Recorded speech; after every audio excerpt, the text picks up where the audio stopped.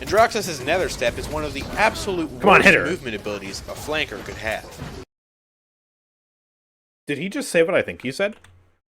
Androxus's Nether Step is one of the absolute worst movement abilities a flanker could have.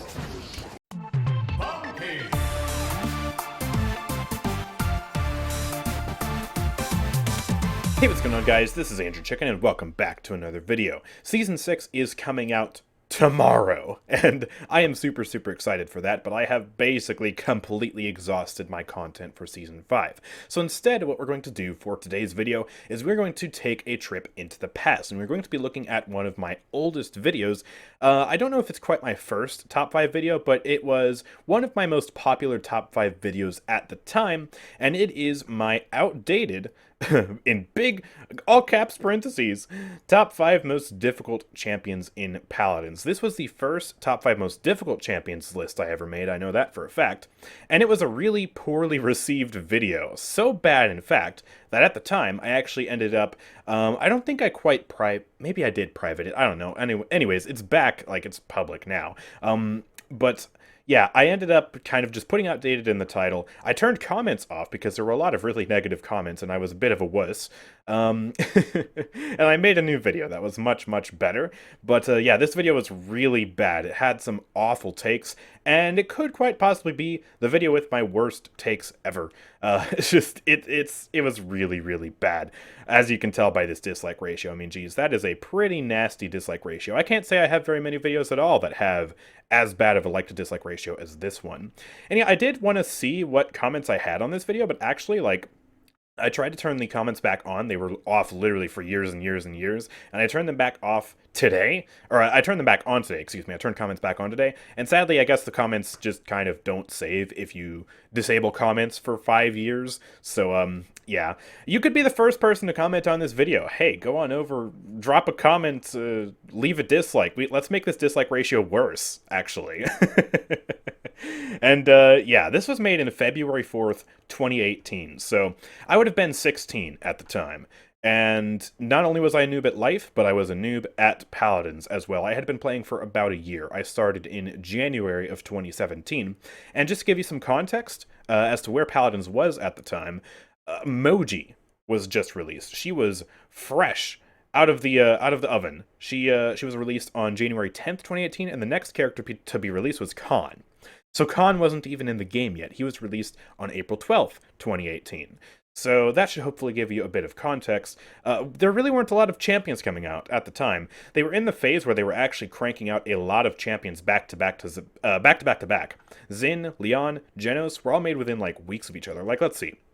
Xin was released in June. Then we had Leon released in July. Then we had another character released a few weeks later. Not a few months later, a few weeks later in July. And then another one in August, and then another one in September, and then another in October. They were just going at a breakneck pace. Like, if you thought we were releasing too many champions now, you should have seen Paladins back in 2018. It was a wild time. So yeah, that is kind of just where Paladins was at. And yeah, I guess without further ado, let's go ahead and laugh at this idiot and his stupid video. Wow, what a joker, am I right? Oh my god. My old intro. Oh, goodness. I went through a few phases of intros, right? When I very first started my channel, I actually made my own channel intro from scratch. Literally using Scratch, which is a coding program for kids built by MIT. And it was something.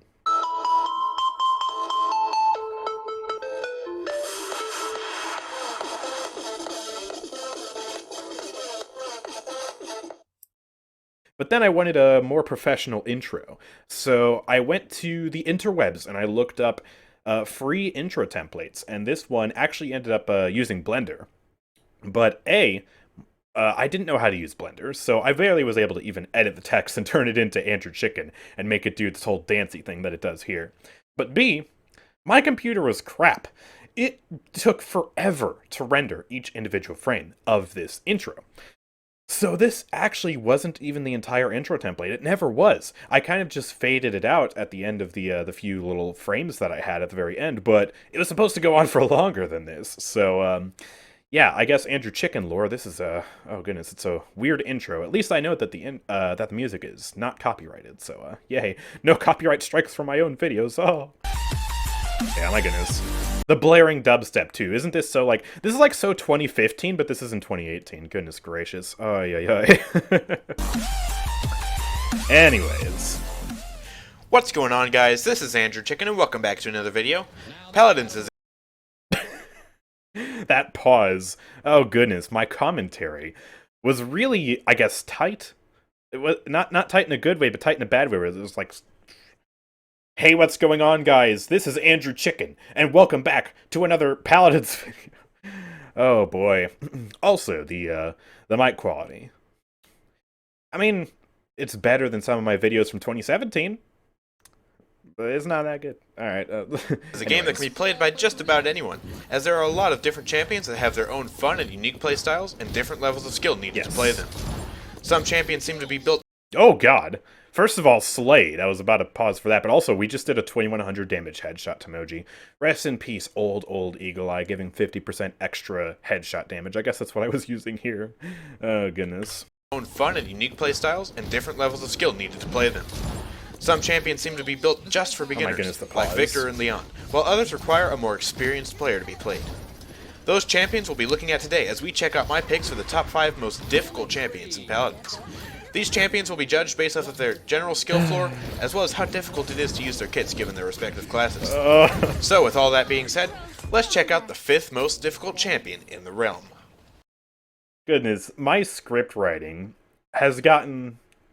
I think I can safely say my script writing has gotten so much better. This is actually only 8 minutes, by the way. This is an 8-minute 35-second video, which is staggeringly short if you know how long my scripted videos can get. But man, also that aim. Oh man, it's kind of embarrassing looking back. I can't believe some people used to unironically watch my videos in 2018. If you've been around since then and you're still around, let me know in the comments down below. You have the mental fortitude of just a champion. You are absolutely fantastic. Also, I think we're going to see a lot of Onslaught in this video because I believe at the time Onslaught was actually pretty new as well. I don't remember. I think Payload got removed in 2017, I want to say. So it was either 2017 or like early 2018, but regardless, they were adding a lot of new game modes, and Onslaught was one of them, and so I think this is just going to be inundated with Onslaught gameplay. Oh, and the free freaking top 5 transitions here that I just downloaded off the internet. I remember looking that up. Oh, hey, top 5 transitions. I want to make my video look good, even though this completely does not match the theme of the intro, nor does it match the theme of the text that's behind it that I can barely see. Did I really put Eevee at number 5? Number 5. Eevee. Oh, dear God. Only number 5? Also, bear in mind, Atlas didn't exist at this time, so if you're expecting to see Atlas in this video, don't, because he didn't exist. If he did exist, I like to think I would have been smart enough to put him in this list, but maybe not. Also, I don't think I put a champion from each class in this video, which is something I tried to do with my more recent videos of this kind, so I think we're just going to see a bunch of like flanks and DPS here. Another thing we're going to see is February 2018 AndrewChicken Eevee gameplay. This was back before I loved the champion. This is back before I mained the champion. Years before I mained the champion. So this is going to be... What's going to be bad? Aren't you excited? I'm very excited. Here we go. Eevee makes her way onto this list because she is, although one of the best flankers out there, quite difficult to play. Eevee is a flank, so... I can't get over my commentary. It's so bad. Anyways. Her job is to go behind enemy lines and assassinate the squishy snipers, damage troops, and supports that lie there. She excels at this with 2 powerful movement abilities that have fairly low cooldown. The frame rate, the reactions, but also look at the map. I feel like... Hold on. Oops, don't need to right click there. This is the pre-rework Magistrate's Archives, by the way. Let me use the... I want to, like, turn to see the... Yeah, like, kind of out there. Yeah, there's, like, I don't know if this was there, like, in the 2019-ish days, like, right before they reworked this map. I don't remember seeing, like, these hills out here. I know they got rid of a lot of details from older maps. Maybe that's one of them. I don't know. I don't remember the map quite looking like this in terms of the scenery, but that's beside the point. Anyways, let me rewind a little bit so we can actually listen to myself. What are we saying? Also, I'm healing on Ice Block. Dear God. I don't know if I was using the talent that existed or if I was using the card, but either way, that's extremely disappointing. Oh, Snipers, no. damage troops, and supports that lie there. She excels at this with two powerful movement abilities that have fairly low cooldowns, but they can be rather tricky to use. Eevee's Blink is a really effective way to get around, but in practice it can be difficult at times to use, especially when used in a popular combo in What is that Grover doing? Oh, which you blink above someone and rain down for. Also, another thing, I'm just completely letting the background audio of the gameplay because I didn't have any background music at the time. I didn't know to look up royalty-free background music for these types of videos, and also, I hadn't met Darkseeker yet, who is the guy who you might know as the creator of the legendary Bomb Kings song, as well as many of my other background tracks that play in my scripted videos in particular. Not my gameplay videos, right? My scripted videos. So yeah, that's just kind of awkward to kind of listen to that as well. Oh man, the quality of these videos, they were so bad back then, but they were a long step away from where I started, and also it's nice to kind of see how far we've come. Times to use, especially when used in a popular combo in which you blink above someone and rain down frozen blasts from the sky. Her soar movement ability isn't too difficult to master, as long as you don't fly in a straight line like most beginners do. If you fly in a straight line towards Kinessa, for instance, you're going to get sniped if the Kinessa is even semi-decent. It's best to swerve around in the air, which a lot of beginner Eevees fail to pull off. This isn't too difficult, but it is good to note. Eevee's weapon is another huge reason why she makes this list.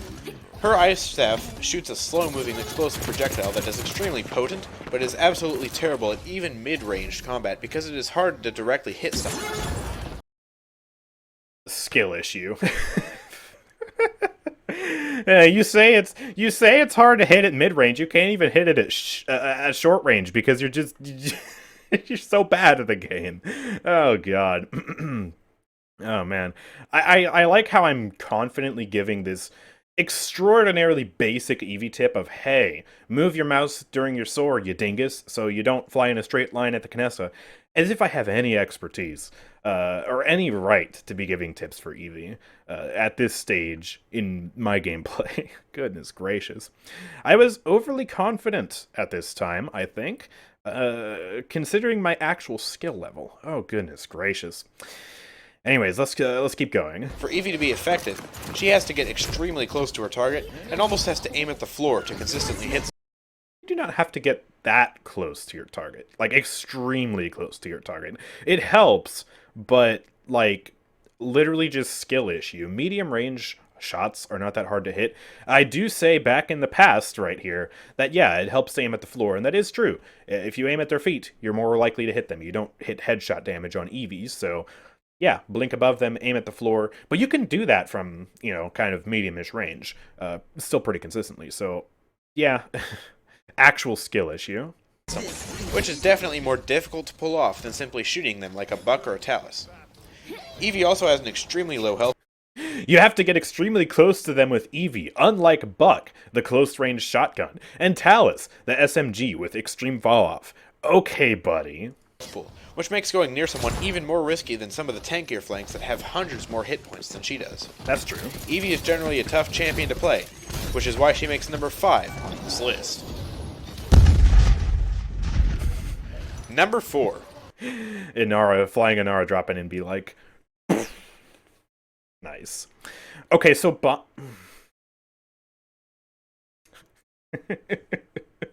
so, Bomb King over Eevee.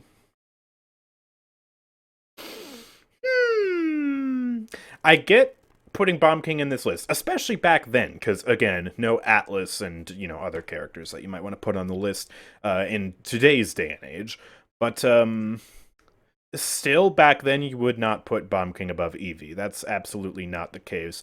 Though, I think, predicting right now, I think my case for putting Bomb King here is going to be that his projectile is more complicated than Eevee's.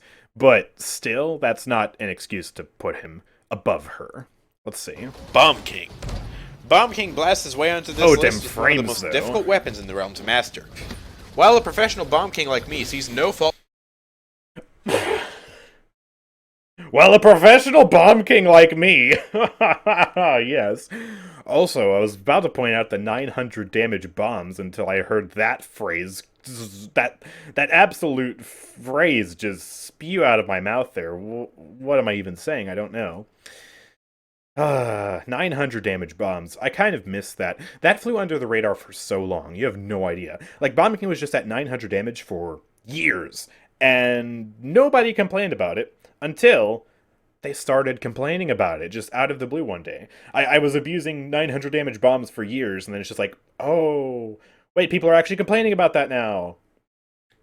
Where have you been? I've been doing this for years. And then it finally got nerfed to 850, which kind of gutted Chain Reaction in terms of its viability of being able to two-shot squishies. But, you know, it was a well-needed nerf because, holy crap, 900 damage bombs were so stupendous back then. It's actually kind of ridiculous. With Bomb King's cute little subject.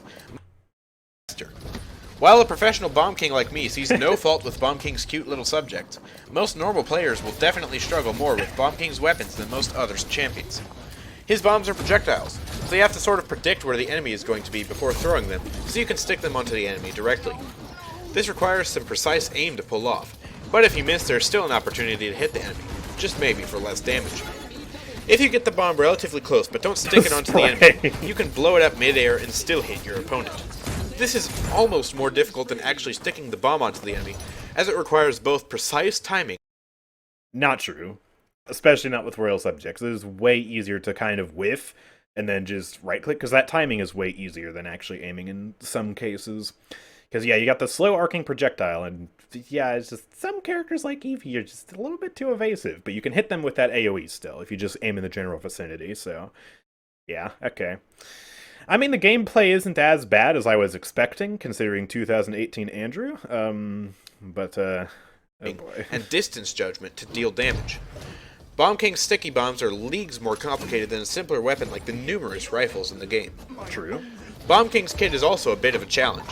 Oh, his movement... These random pauses are killing me. I would never, ever be caught dead having such long random pauses in my scripted videos today. Normal videos, maybe. But not my scripted videos. Ability requires a Poppy Bomb to be placed and detonated in the opposite direction of where he needs to go in order to get him around effectively. And his Grumpy Bomb, Poppy Bomb, and Ultimate ability all have numerous different strategies and combos that can take some time and practice to learn and pull off. If you want to learn some of these, you can check out my How to Play Bomb King video, because there are some good tricks to know in that video if you want to get better at them. Hey, is that linked in the description? Nowadays I would put it on screen as well, and in the cards. Oh, it is! Hey, How to Play Bomb King. Maybe we should watch that next. Huh? This difficult champion to master. Overall, Bomb King's difficult kit and complicated weapons put him at number 4 on this list. Man, I really don't elaborate a lot in this early video here. I just go like, okay, Bomb King, projectile hard, next. I don't really talk that much about these characters. That's interesting. Maybe that's a fault of my more recent top 5 videos. Maybe I speak too much. Maybe I go too in-depth. Maybe I should be taking notes from my past self. Or maybe my past self was just bad at script writing. I don't know. Anyways, number 3. Who's it gonna be? Number 3. Strix. Snipers are famous for being more difficult to play than other classes.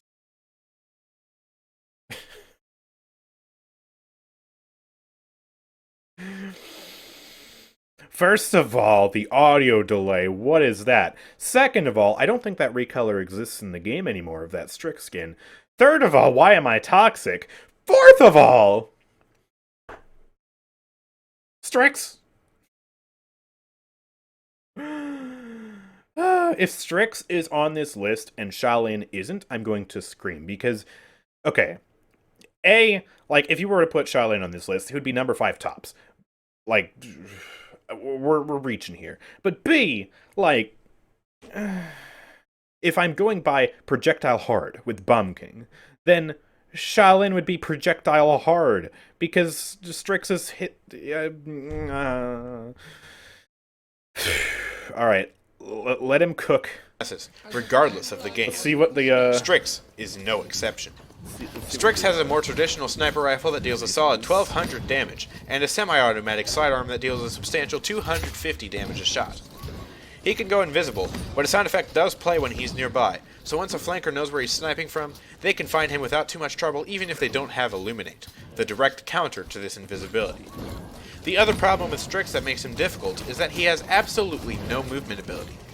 Once a flank comes up on you and tries to kill you, you have no other option but to fight them, as running is virtually impossible. Countering a flank relies on how good your aim is and how fast you can shoot your sidearm. When you're not inhibited by bloodthirsty flanks, putting out damage is relatively easy, although precise aim is even more important in some of the easier rifles like Victor's or Vivian's, because the longer wait time in between each shot makes missing more punishing. Overall, Strix is one of the most difficult champions to play in Paladins, but he is not completely vulnerable in close quarters combat, which makes him slightly easier than the next champion on this list.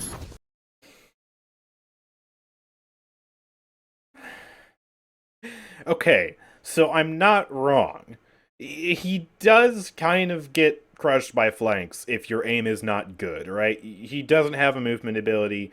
You have to shoot them, yeah, okay. But that's not a justification for putting him here, and also, I myself, in this video, say that if you're not getting, like, Giga destroyed by a flank, that he's actually pretty easy. So why is he above Eevee by the logic of this own video? Like, why is he not number 5 by the logic of this own video? That makes absolutely no sense. Oh, okay. What other champions did I even have as an option? Like, if I were making this video today, who would I put on this list? Just going off the characters who were pre-emoji. Let's see. Hard characters. Alright, obviously Eevee, obviously BK. I think Maeve would definitely be on there. She takes more skill than your average Lex and your average Xin. Okay. Let's see. Yeah, we got Bomb King. I mean, maybe Drogo's, considering counters, because Androxus still existed. Maybe I'd put Androxus as well. What other characters could I even put? A lot of these early characters are pretty easy. Yeah, it might honestly consist of mostly flanks. Like, I mean, obviously Eevee, number 1 at this time. I think Androxus would be on the list because of his skill ceiling, not necessarily skill floor, though. Bomb King... Maybe if I wanted to throw a support in, I'd do Maldamba. Although also, maybe at the time you could make a justification for putting Grok. Not because he's mechanically difficult, but because he was, like, objectively the worst character in the game. And so it's like, oh, hey, you want to do anything without throwing? Good luck. gotta be cracked. But I don't know. Yeah, there weren't really a lot of hard characters at this time, honestly. Like, I'm looking at a lot of these, and it's like, okay, there's definitely some room for skillful gameplay, but I wouldn't say the skill floor for all of these is particularly high, especially not, like, Vivian, Genos, Strix, frickin' Willow, certainly not. Interesting. Anyways, let's keep going. Who is after Strix? Who could be a harder than Strix in the mind of 2018 Andrew? Number 2, Kinessa. Kinessa and Strix both have their... That was a 2400 damage headshot, by the way, and the Pip still didn't die? There are several questions to be had. But also... Okay. So Strix doesn't have a movement ability, which in the mind of Andrew here justifies putting him onto this list because he is super vulnerable to flanks, right? You have to have good aim or you die. Kinessa has a movement ability, so why is she above Strix? Also, chapter title says Canessa. Canessa? I think these are auto chapters, because I didn't put chapters in here. I don't even think chapters existed back then, I don't know. Roxas? Wait, I put Androxus at number 1. Wait, hold on, we're getting spoiled. There are pros and cons that make them preferred by some players and hated by others. Strix is more well-rounded, being decent at close quarters combat and still strong. More well-rounded? He doesn't have a movement ability. Strong, but not the very best at long-range combat. Kinessa is much less so. She is by far the more potent sniper, able to put out over 3,000 damage a shot in the right circumstances, but she definitely suffers in close I think I did the math at a time for a different video, but yeah, if you were to use Eagle Eye, which, oh my goodness, that's why it did 2400 damage, because back then it was 50% headshot amp instead of 25%. But yeah, if you would hit a headshot during Eagle Eye while ulting, yeah, you could hit a wicked, like, 3000 damage headshot. It was ridiculous. Close quarters combat. Her carbine is slower and deals less damage than Strix's pistol. And it also... Did it really? I know that they nerfed Strix's pistol at some point, and I also know Kinessa's carbine used to, like, it either had more spread or did less damage or something, so that might actually unironically be true. But still, movement ability, though. Also has a terrible spread. If a flank tries to kill her, she must either deal the first blow with a sniper shot and then try to take away their last few hit points with her carbine. God, that talent was disgusting. Oh, man. Oh. Sorry, let's go back. Either deal the first blow with a sniper shot and then try to take away their last few hit points with her carbine, or she can run. It is definitely more difficult to deal with flanks with Kinessa than Strix, as even if Kinessa teleports away, if she's being attacked by a competent flank like Eevee or Maeve, she can be chased super easily. She also has less visibility than Strix. Strix can shoot out a flare that reveals all enemies within its range, while Kinessa has mines that don't show what enemy they're attacking or what that enemy is doing. Just a counter, ticking away 4 damage at a time. It is also slightly more difficult to read where they're going with the mines than with the flare, so overall Kinessa has less visibility than Strix. While she does have a movement ability, the rest of Kinessa's abilities make her slightly more difficult to play than Strix. Okay, so that's technically true with the mines, but I don't see at all how that makes her more difficult than Strix, especially because even though the mines don't, like, tell you who's coming or what they're doing, you can have far more uptime on the mines. You have 2 of them, they don't expire, the flare expires. Like, the enemies can shoot the mines, obviously, but then you can just put more down.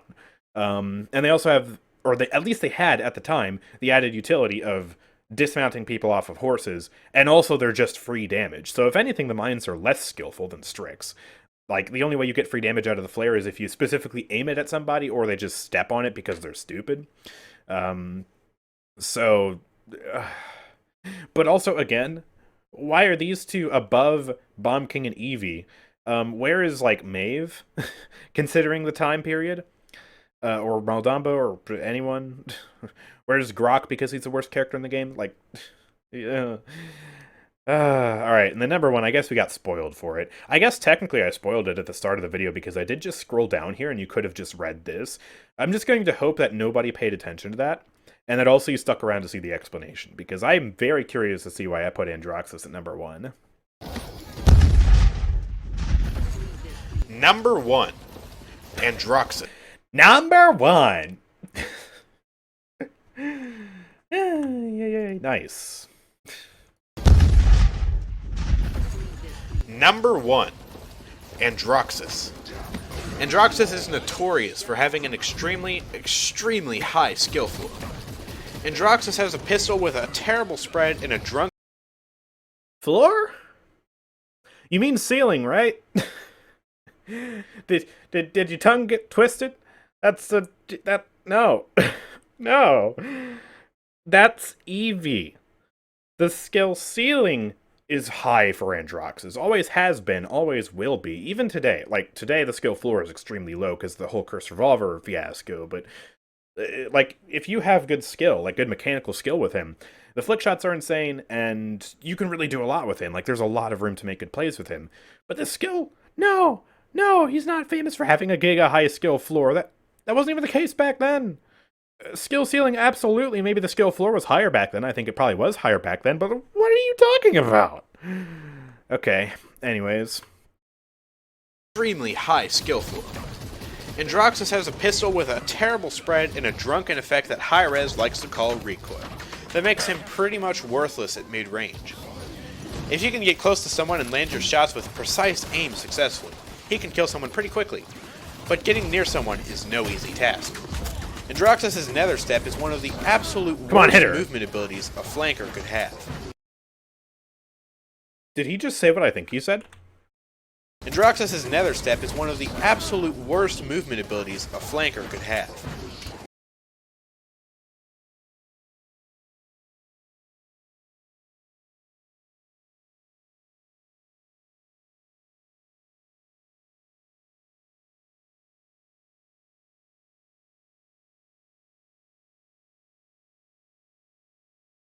I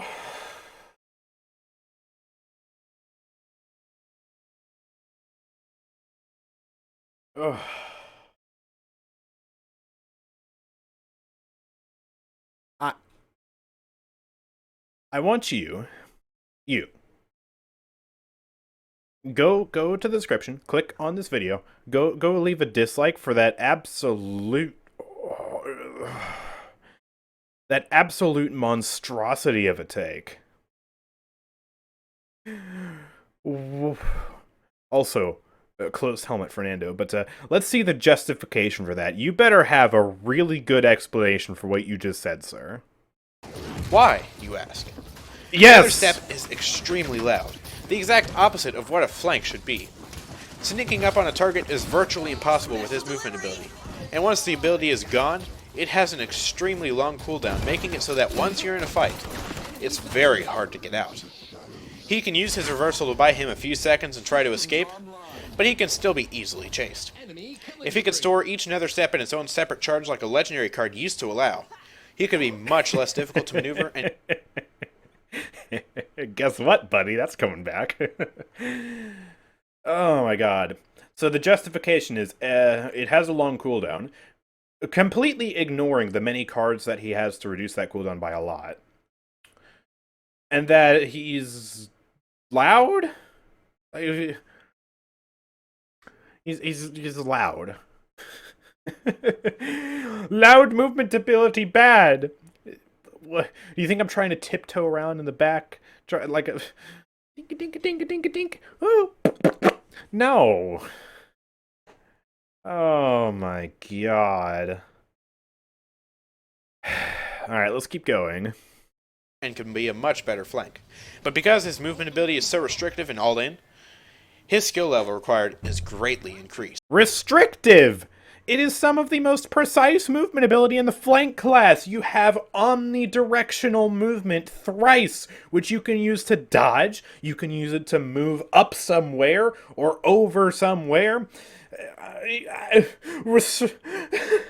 It's like the least restrictive movement ability, besides like maybe Evisaur or something like that. But the thing is, in Evisaur, you soar around, and then, yeah, your soar is over. You can't shoot during the soar. With Androxus Dash, you can shoot between each dash, so you can get 2 shots in between your movement ability. So it's actually even more, it's actually even less restrictive than that. That's literally the most ass-backwards thing I think I've seen in this entire video, is this nether step take. Oh my god. Androxus has a very limited playstyle as well. Because he can't poke from the backlines nearly as effectively as Talus, Lex, or even Moji, his sole ability... Okay, I get that he didn't have poke at the time, because we can even see in this video the range is bad, but Moji has less poke, Talus has less poke, Lex I think at the time might have had more poke actually, especially if Death Hastens was a thing, but... Okay, whatever. ...is to flank. With Nether Step being such a terrible movement ability, and his gun being one of the most difficult to aim and kill with, you have to be extremely skilled, not just at aiming and shooting, but at Paladins itself. You have to know when to attack, when to pull back, when to use your abilities so that you'll have them when you need them, and a whole load of other information like map knowledge and the best routes to take. Yes, and that's where the skill ceiling comes in, but you also need that with Eevee, and you need that, like, even more in terms of the skill floor to get into Eevee. You don't actually need that as much in terms of the base starting skill floor with Androxus. Like... What? And then there's the nether septake. You also need to be amazing at predicting what enemies are going to do and where they are going to go, which is extremely difficult. Androxus requires such a stupidly high level of skill to be effective in battle that he must be the most difficult champion on this list.